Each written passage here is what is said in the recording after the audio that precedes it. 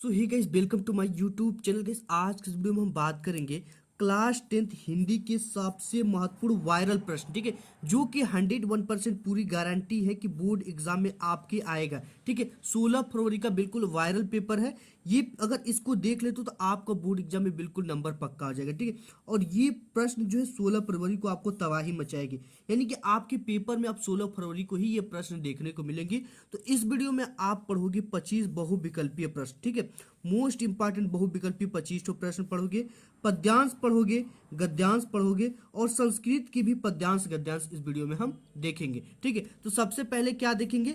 25 बहुविकल्पीय प्रश्न जो कि आपके बोर्ड एग्जाम में 101% आएंगे। ठीक है, तो इसमें जो सबसे पहला क्वेश्चन है वो बोल रहा है कि संस्कृति के 4 अध्याय के लेखक है। ठीक है, तो संस्कृति के जो 4 अध्याय के लेखक इसमें दे रखा है कि धर्मवीर भारती, डॉक्टर राजेंद्र प्रसाद, प्रताप नारायण मिश्र, रामधारी सिंह दिनकर। ठीक है, तो संस्कृति के 4 अध्याय के जो लेखक वो है रामधारी सिंह दिनकर, काफी इंपॉर्टेंट है।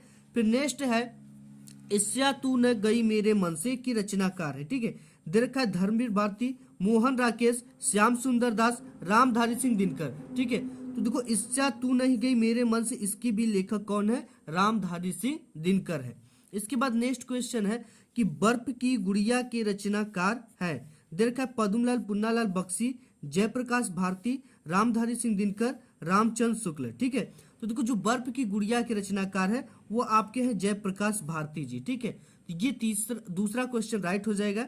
इसके बाद चौथा है कि कुछ बिखरे पन्ने किस विधा की रचना है। ठीक है, तो कुछ बिखरे पन्ने दे रखा कि काव्य संग्रह की है, कहानी संग्रह की है, निबंध संग्रह की है, कि इनमें से कोई नहीं। ठीक है, तो जो कुछ बिखरे पन्ने विधा है वो है आपका निबंध संग्रह। ठीक है, निबंध संग्रह और कुछ बिखरे पन्ने ये किसकी रचना, आपको कमेंट बॉक्स में कमेंट करके बता देनी है। नेक्स्ट क्वेश्चन और इम्पोर्टेंट जो क्वेश्चन है कि रानी केतकी की कहानी की रचनाकार है। ठीक है, दे रखा इंशाअल्लाह खां, मुंशी सदा सुखलाल, लल्लू लाल, इनमें से कोई नहीं। ठीक है, जो रानी केतकी की कहानी के रचनाकार है वो है इंशाअल्लाह खां। नेक्स्ट क्वेश्चन देख लेते हैं। नेक्स्ट है कि श्रृंगार रस मंडन के रचनाकार कौन है? देखा गोकुलनाथ, गोस्वामी विठलनाथ, नाभादास, लल्लूलाल। ठीक है, तो श्रृंगार रस मंडन के रचनाकार जो है वो आपका गोस्वामी विठल नाथ है। नेक्स्ट जो क्वेश्चन है वो देख लेते हैं, है कि खड़ी बोली गद्य की प्रथम रचना है। ठीक है, यानी कि जो खड़ी बोली गद्य की प्रथम रचना कौन सी है? दे रखा है इंदुमती, चंद छंद बर्बन की महिमा, परीक्षा गुरु, नहुस। तो हिंदी खड़ी बोली गद्य की जो प्रथम रचना है वो है चंद छंद बर्बन की महिमा। ठीक है, नेक्स्ट देख लेते हैं। नेक्स्ट क्वेश्चन है कि रस मीमांसा किसकी रचना है? ठीक है, देखा रामधारी सिंह दिनकर, प्रेमचंद, आचार्य रामचंद्र शुक्ल, श्री राम शर्मा। तो रस मीमांसा जो है आपका आचार्य रामचंद्र शुक्ल का काफी फेमस रचना, आप इसको तैयार करके जाना। अब नेक्स्ट है कि लहरों की राजहंस किस विधा की रचना है? ठीक है, ये है आपका देखा निबंध विधा है कि नाटक है कि आलोचना है कि आत्मकथा है। ठीक है, तो ये जो लहरों की राजहंस है वो है आपका नाटक। नेक्स्ट क्वेश्चन देख लेते हैं। क्वेश्चन आपका है कि हिमालय की पुकार किसकी रचना है? ठीक है, देखा है जयप्रकाश भारती, प्रेमचंद, गुलाब राय, विनय मोहन।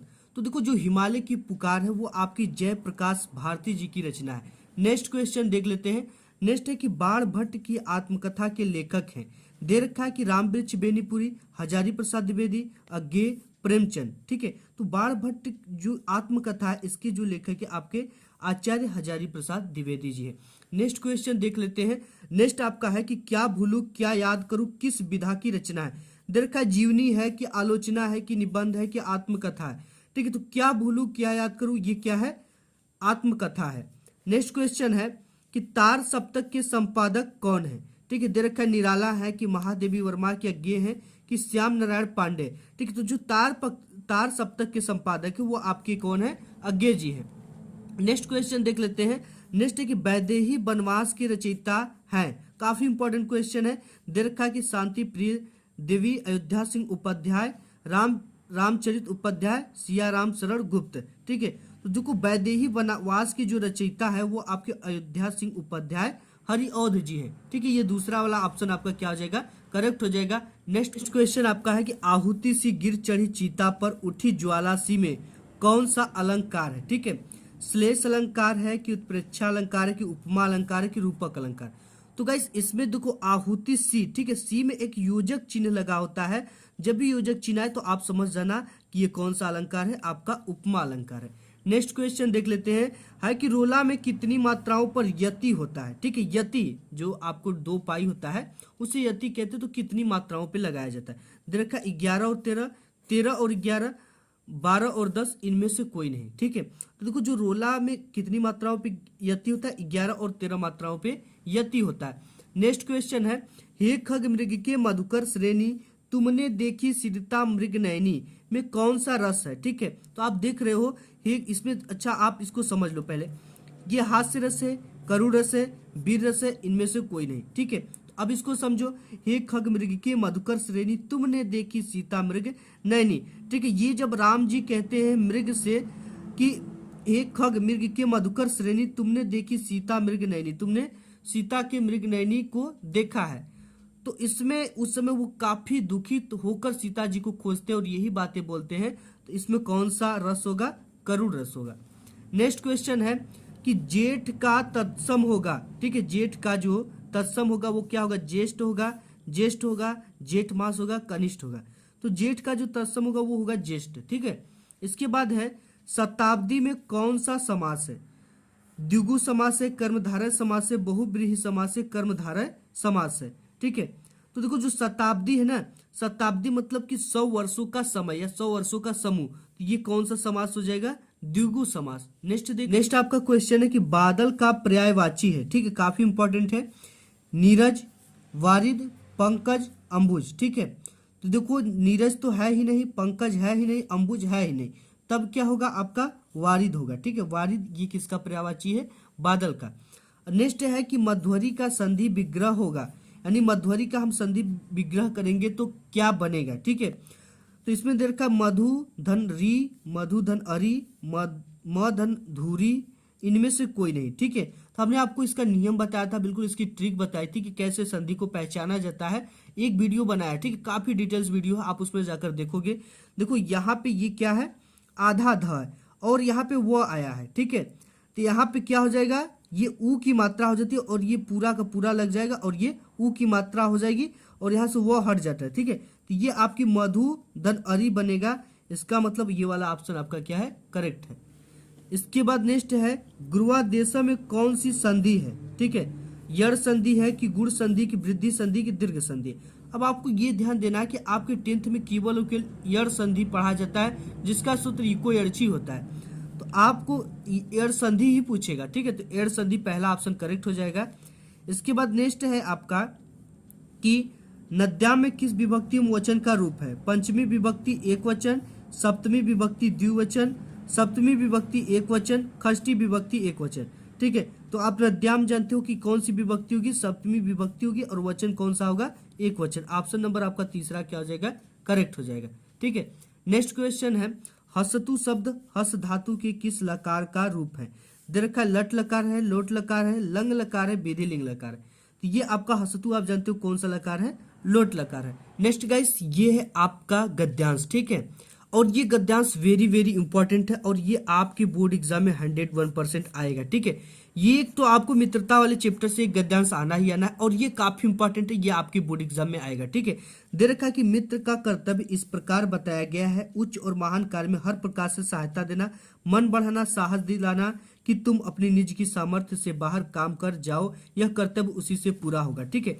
इस तरह से दे रखा और आपको देखो यहाँ पे नीचे इससे रिलेटेड 3 क्वेश्चन देता है। उपयुक्त गद्यांश का संदर्भ लिखना है, गद्यांश की रेखांकित अंश की व्याख्या करना है और एक क्वेश्चन आपको इसी से रिलेटेड दे देता है, ठीक है, हमें कैसे मित्रों की खोज में रहना चाहिए। तो यहाँ पे देखो किसकी आपको सबसे पहले इसका क्या लिखना है, संदर्भ लिखना है, ठीक है। अब देखो संदर्भ लिखने के लिए हमने बताया आपको शुरू की क्या लेना है, 2 शब्द शुरू के और 2 शब्द अंत के लेना है, ठीक है। पकड़ा था अंत में शब्द है, क्या है, पकड़ा था, और शुरुआत का क्या है, मित्र का। तो आपको सबसे पहले यही आपके बोर्ड एग्जाम में प्रश्नोत्तर संख्या डाल देना इस तरह से ऊपर, ठीक है, जैसे मैं बता रहा हूं आपको उसी तरह से डालना है, एक भी नंबर आपका बोर्ड एग्जाम में नहीं कटेगा। तो सबसे पहले प्रश्नोत्तर संख्या हम यहाँ पे इस तरह से डाल दिए, डालने के बाद आपको बॉक्स बना लेना है, बॉक्स में लिख देना है, पहले का क है तो क लिख देना इस तरह से, ठीक है। लिखने के बाद इस तरह से लाइनिंग कर देना है। अब देखो क्या करना है आपको, अब यहाँ पे मित्र का हमने शुरू के बताया कितना, अब हम क्या सॉल्व कर रहे हैं, गद्य सॉल्व कर रहे हैं, तो यहाँ से थोड़ा सा हिंट्स इस तरह से गद्य दे देना है। गद्य देने के बाद मित्र का डाल देना है, ठीक है। मित्र का हमने यहाँ पे डाल दिया, फिर dash dash dash dash dash dash क्या है, पकड़ा था, तो पकड़ा था डाल दिए, ये हो गया, ठीक है। अब हमें क्या लिखना है, इसका संदर्भ। संदर्भ आपको क्या करना है, इसकी हेडिंग डालनी है इस तरह से, संदर्भ। अब देखो संदर्भ कैसे लिखते हैं। संदर्भ के लिए हमें क्या करना पड़ेगा, प्रस्तुत गद्यांश। संदर्भ देखो में संदर्भ में यही लिखा जाता है कि ये किस पाठ से लिया गया और इसके लेखक कौन है, ठीक है। तो इस तरह से हम लिखेंगे कि प्रस्तुत गद्यांश हमारी पाठ्य पुस्तक, ठीक है, हमारी पाठ्य पुस्तक, ये हो गया। अब देखो ब्लैक से हम हिंदी लिखेंगे, यहाँ पे हिंदी, और इसे इन्वर्टेड कॉमा में इस तरह से करना है, हिंदी के गद्य खंड में, गद्य से लिया गया तो गद्य खंड लिखेंगे, गद्य खंड में संकलित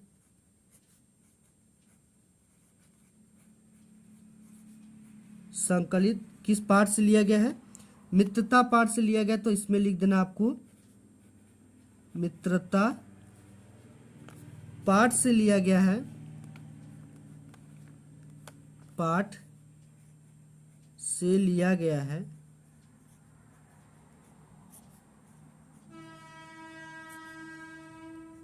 ठीक है। अब इस पाठ के जो लेखक हैं ये आपको लिखना है, इस पाठ के लेखक,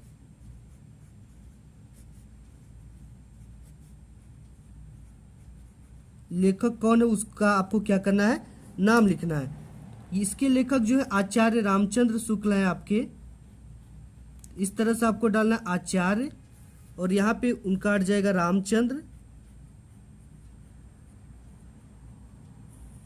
शुक्ल जी है, तो शुक्ल डाल देना इस तरह से, ठीक है। इन्वर्टेड कॉमा लगा देना है।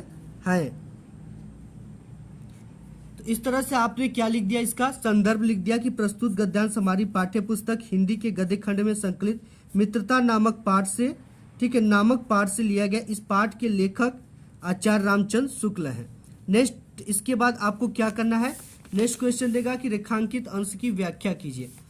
तो आपको देखो यह कर्तव्य से व्याख्या करना है, कहाँ से, यह कर्तव्य उसी से पूरा होगा जो दृढ़चित और सत्य संकल्प का हो। इससे हमें ऐसे मित्रों की खोज में रहना चाहिए जिनमें हमसे अधिक आत्मबल हो, ठीक है। तो आपको यहाँ पे क्या डालना है, हेडिंग सबसे पहले डालना है रेखांकित अंशों की व्याख्या। तो हम यहाँ पे डाल देंगे रेखांकित अंशों की व्याख्या।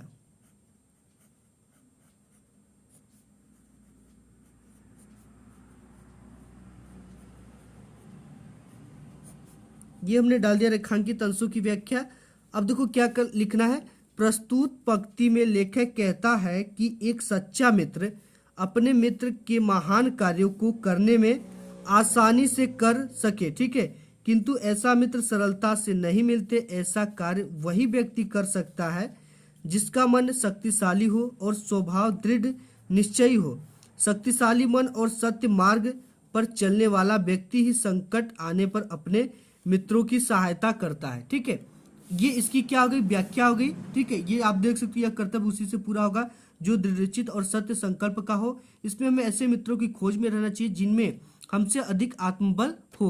तो इसका हमने क्या कर दिया, व्याख्या कर दिया। अब एक क्वेश्चन आपको इससे रिलेटेड देता है कि हमें कैसे मित्रों की खोज में रहना चाहिए, ठीक है। तो हमें देखो यही है कि दृढ़चित जो हो, संकल्प वाला हो, ठीक है, और जिसका समाज में स्थान हो और जो हमें मुसीबत में काम आए, ठीक है। यहाँ पे हमें लिखना है हमें ऐसे मित्रों की खोज करना चाहिए जिसका समाज में सम्मान हो, सत्य निष्ठा रखने वाला हो, संकट के समय आपके काम आए। आपको ऐसे मित्रों की खोज करनी चाहिए। नेक्स्ट क्वेश्चन देख लेते हैं। आपका जो गद्यांश, ये वेरी वेरी इंपॉर्टेंट गद्यांश, ठीक है। ये आपके बोर्ड एग्जाम में 101% आएगा क्योंकि एक इससे आता ही आता है, ठीक है। अजंता पाठ से एक गद्यांश आपको आना तय है। तो देखो ये गद्यांश दे रखा कि पहले पहाड़ काटकर उसे खोखला कर दिया गया, फिर उसमें सुंदर भवन बना दिए गए जहां खंभों पर उभारी मूर्तें बिहस उठी, भीतर की समूची दीवारें और छतें रगड़कर चिकनी कर ली गई, तब उनकी जमीन पर चित्रों की एक दुनिया ही बसा दी गई। पहले पलस्तर लगाकर आचार्यों ने उन पर लहराती रेखाओं में चित्रों की काया सिरज दी, फिर उनके चेले कलावंतों ने उनमें रंग भरकर प्राण फूंक दिए। ठीक है, फिर तो दीवारें उमंग उठी, पहाड़ पुलकित हो उठे। इसका क्या करना है आपको, उपयुक्त गद्यांश का आपको सबसे पहले संदर्भ लिखना है, फिर क्या करना है, रेखांकित अंशों की व्याख्या करना है, फिर एक क्वेश्चन दे रखा है कि पहाड़ों को किस प्रकार से जीवंत बनाया गया है। ठीक है, तो सबसे पहले इसको लिखने के लिए हमने आपको बताया कि क्या करना है, आपको पहले पहाड़ यानी दो शब्द ऊपर से लेना है और दो शब्द एकदम लास्ट से ले लेना है, हो उठे। ठीक है, इसको ले लेना है यहाँ पे। तो सबसे पहले हमें इसको ब्लैक पेन से लिखना है। लिखने के लिए सबसे पहले आपको क्या करना होगा, गद्य डाल देना होगा, हेडिंग इस तरह से डालने के बाद आपको पहले पहाड़ डाल देना है।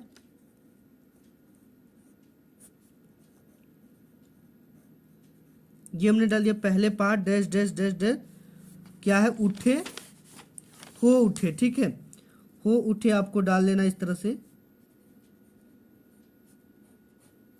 अब देखो इसका संदर्भ हमें लिखना है। ठीक है, संदर्भ कैसे लिखना है, प्रस्तुत गद्यांश हमारी पाठ्य पुस्तक हिंदी को ब्लैक पेन से लिखना है, गद्य खंड में संकलित अजंता शीर्षक से लिया गया है, अजंता नामक पाठ से लिया गया है। इसके लेखक जो है डॉक्टर भगवत शरण उपाध्याय।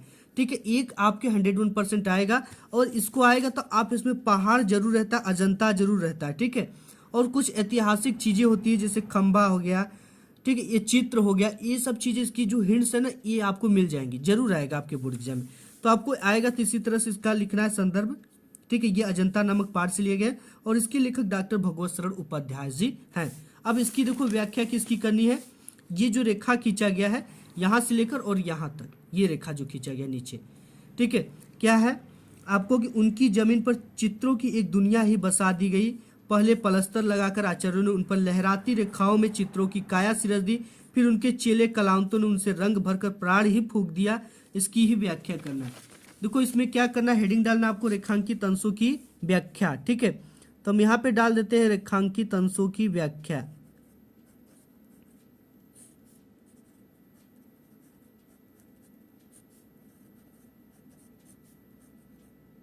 ठीक है, ये हमने डाल दिया रेखांकित अंशों की व्याख्या।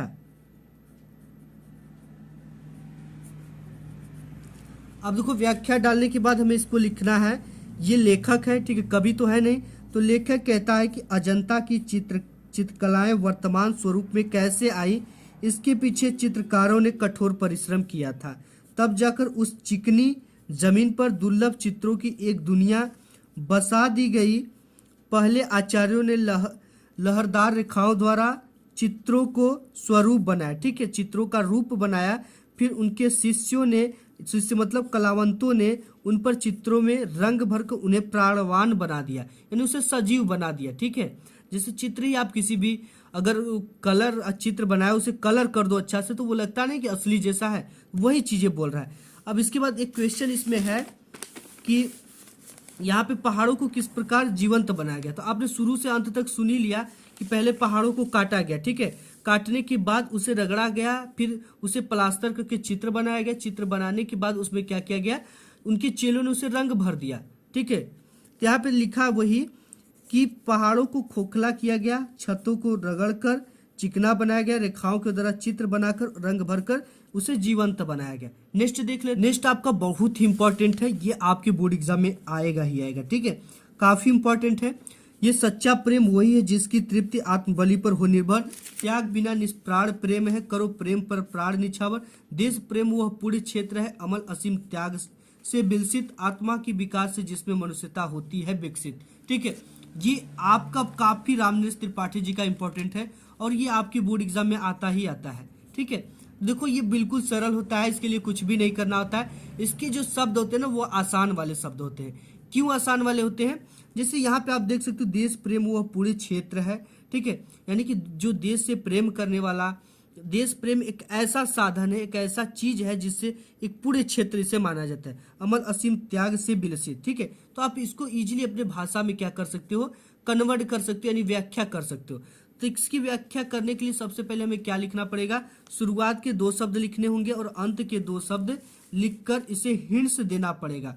ठीक है, विकसित है लास्ट वाला शब्द और पहला वाला क्या है, सच्चा प्रेम। तो हम इसमें क्या सॉल्व करें, ये पद सॉल्व करें, तो आपको इस तरह से पद लिखना है, लिखने के बाद इस तरह से करना है, ठीक है। सच्चा प्रेम यहाँ पे लिख देना है, ये हमने लिख दिया सच्चा प्रेम डैश डैश डैश विकसित लिख देना, ठीक है।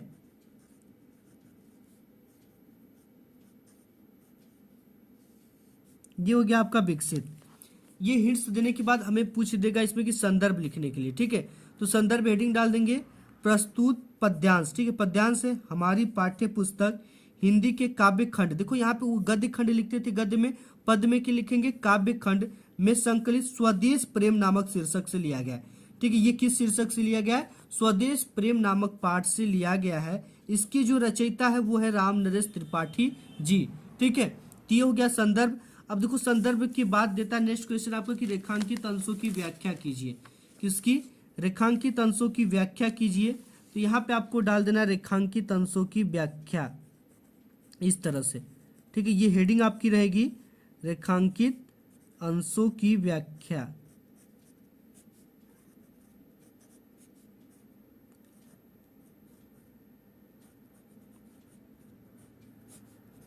ये हमने डाल दिया रेखांकित अंशों की व्याख्या। अब देखो ये क्या है, कहां से कहां तक करना है, देश प्रेम से, ठीक है। यहाँ पे आप देख सकते हो क्या है, देश प्रेम। तो यहाँ पे देखो ये कवि इसमें कहता है कि देश प्रेम ऐसा पवित्र क्षेत्र है जो बड़े कठोर त्याग से ही संभव है, आत्मा की विकास से ही मनुष्यता विकसित होती है। इसका इतना ही क्या है, व्याख्या है, ठीक है। इसके बाद नेक्स्ट है आपका कवि के अनुसार वास्तविक प्रेम क्या है, ठीक है। तो कवि के अनुसार देखो सच्चा प्रेम वही है जिसकी परिणति यानी जिसकी नीति आत्म त्याग में होती है, जो कि अपने देश के लिए कभी भी आत्म को त्याग सकता है, वही क्या होती है, सच्चा देश के प्रति प्रेम होता है। और इसमें कौन सा अलंकार है, क्वेश्चन आपसे इसमें पूछ देता है, इसमें कौन सा अलंकार है, ठीक है। तो इसमें देखो 3 अलंकार है। सबसे पहला इसमें आपको रूपक, उपमा तथा अनुप्रास अलंकार, तीनों अलंकार का इसमें मिक्सर है, ठीक है, मिक्सिंग है। नेक्स्ट देख लेते हैं, नेक्स्ट और वेरी वेरी इंपॉर्टेंट है, ठीक है, वेरी वेरी आप इसे लिख लो इंपॉर्टेंट। ये बोर्ड पेपर में छप चुका है और आप 16 फरवरी को एकाएक आपकी आंखों के सामने ये चीजें आ जाएंगी। वो भी जब आएंगी तो वो बोर्ड के पेपर में रहेंगी, ऐसे कॉपी में लिखा हुआ नहीं होगा। तो ये दे रखा है कि देखो इसका हिंदी में अनुवाद करना और इसका संदर्भ लिखना होता है, ठीक है। यम नगरी विविध धर्माणाम संगम स्थली, ठीक है। यह नगरी विविध धर्माणाम मतलब विभिन्न धर्मों का संगम स्थली यानी मिलान है, ठीक है। विभिन्न धर्मों, यह नगरी विभिन्न धर्मों के संगम मतलब कि मिलन होता है, मिलन है, ठीक है, अनेक धर्मों का मिलन है। यहाँ पे महात्मा बुद्ध, तीर्थंकर पासवान, शंकराचार्य, कबीर, गोस्वामी तुलसीदास, अन्य च बहु महात्मान अत्रागत्य स्वीयान विचारान प्रसारयन, ठीक है। यहाँ पे महात्मा बुद्ध, तीर्थंकर पासवान, शंकराचार्य, कबीर, गोस्वामी तुलसीदास, अन्य बहुत सारे महात्माओं ने यहाँ पर आए और अपने विचारों को यहाँ से फैलाया, विचारण प्रसारण यानी फैलाया।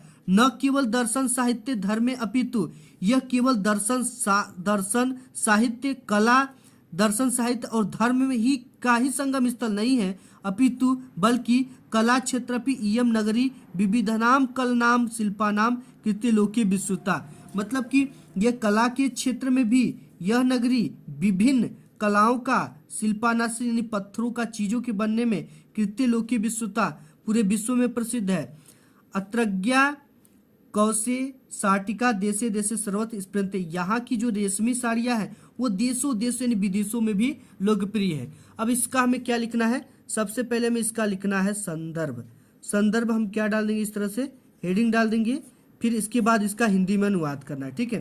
तो हमने यहाँ पे डाल दिया संदर्भ। संदर्भ डालने के बाद हमें क्या करना है, संदर्भ लिखना है। तो लिखना है प्रस्तुत, इस तरह से देखो इसका कैसे लिखना है, प्रस्तुत संस्कृत, संस्कृत है तो संस्कृत लिखेंगे, संस्कृत गद्यावतरण,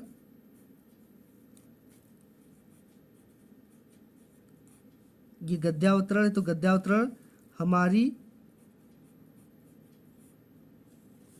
यहां पे लिखेंगे पाठ्य पुस्तक,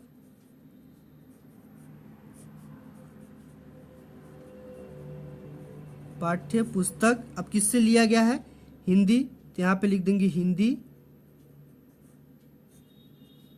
हिंदी। अब इसके बाद क्या लिखना है, संस्कृत खंड में, ठीक है, क्या लिखेंगे, संस्कृत खंड में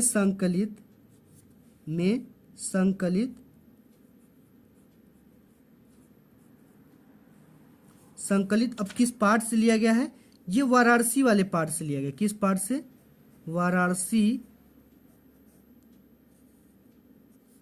वाराणसी नामक पार्ट से लिया गया है।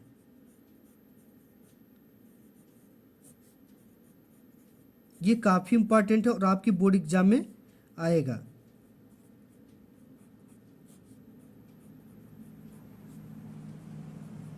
ठीक है, ये हो गया आपका। इस तरह से आपको संदर्भ लिखना है। प्रस्तुत संस्कृत गद्यावतरण हमारी पाठ्यपुस्तक हिंदी संस्कृत खंड में संकलित वाराणसी नामक पाठ से लिया गया है। ठीक है, अब देखो इसकी आपको क्या करना है, व्याख्या। इयम नगरी विविध धर्मणाम संगम स्थली। ठीक है, मतलब कि यह नगरी अनेक धर्मों की मिलन का स्थान है। महात्मा बुद्ध, तीर्थंकर पासवान, शंकराचार्य, कबीर, गोस्वामी, तुलसीदास तथा अन्य बहुत महात्माओं ने यहाँ आकर अपने विचारों को फैलाया। केवल दर्शन, साहित्य और धर्म में ही नहीं बल्कि कला के क्षेत्र में भी यह नगरी अनेक कलाओं और शिल्पों के लिए लोक में प्रसिद्ध है। यहाँ की बनी हुई रेशमी साड़ियाँ देश विदेश सब जगह पसंद की जाती है। ठीक है, इसका ये क्या हो गया, आपका हिंदी में अनुवाद हो गया। जैसे यहाँ पे आप देख सकते हो बिल्कुल सेम यही अनुवाद है। ठीक है, ये हमने आपको बता दिया। नेक्स्ट गाइस आपका बहुत ही इंपॉर्टेंट ये चीजें हैं। ठीक है, ये वेरी वेरी इंपॉर्टेंट आप लगा लो क्योंकि ये आपके बोर्ड एग्जाम में आएंगे। यहाँ पे देखा, माता गुरुत्वा भूमि खात पितोच्चतरस्ता मना शीघ्रतरम वातात। तो गाइस इसका भी हमें सबसे पहले क्या लिखना है, संदर्भ। ठीक है, इस तरह से हम संदर्भ लिख देंगे। ये हो गया आपका संदर्भ। अब देखो संदर्भ कैसे लिखना है। प्रस्तुत ये श्लोक है। ठीक है, तो आपको इस तरह से लिखना, प्रस्तुत श्लोक हमारी पाठ्य पुस्तक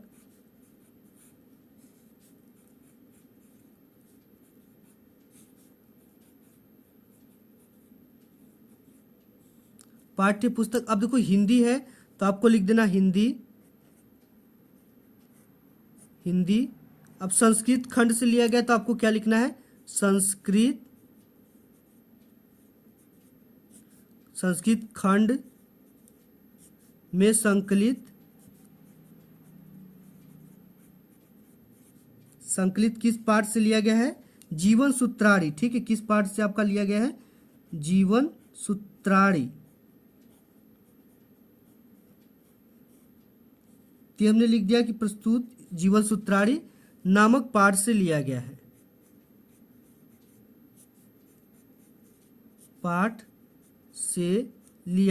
ठीक है, ये आपका हो गया। अब इसके बाद हमें क्या करना है, इसका हिंदी में अनुवाद। ठीक है, तो यहाँ पे क्या हो गया, युधिष्ठिर आपका उत्तर देता है, पृथ्वी से अधिक भारी माता है, आकाश से भी ऊंचा पिता है, वायु से भी अधिक शीघ्रगामी मन है, तीर्ण यानी तिनका से भी अधिक छीड़ करने वाली ये चिंता है। ठीक है, यहाँ पे क्या रहेगा, चिंता है।